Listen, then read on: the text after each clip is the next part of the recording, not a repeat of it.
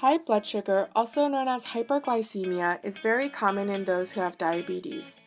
With diabetes, the body is unable to control the blood glucose levels effectively.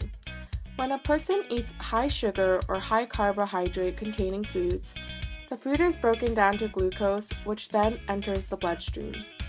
Under normal conditions, insulin will also be released into the bloodstream as a result of the increased glucose levels.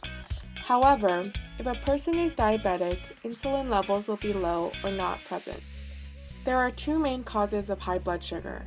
The first is when the pancreas does not secrete enough insulin.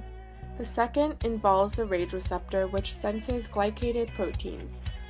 With increased amounts of sugar in the blood, glycated proteins become more stable and cause damage to the receptors. As a result, the body does not sense the sugar and does not signal for the production of insulin.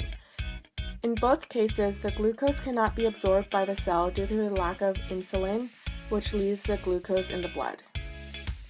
High blood sugar can have serious consequences.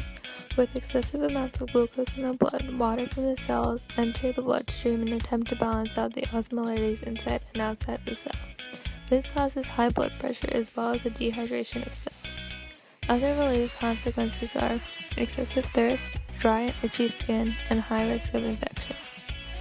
Diabetes is becoming more and more common, so we must learn and understand so that we may know how to combat it. For more information, visit the Protein Data Bank.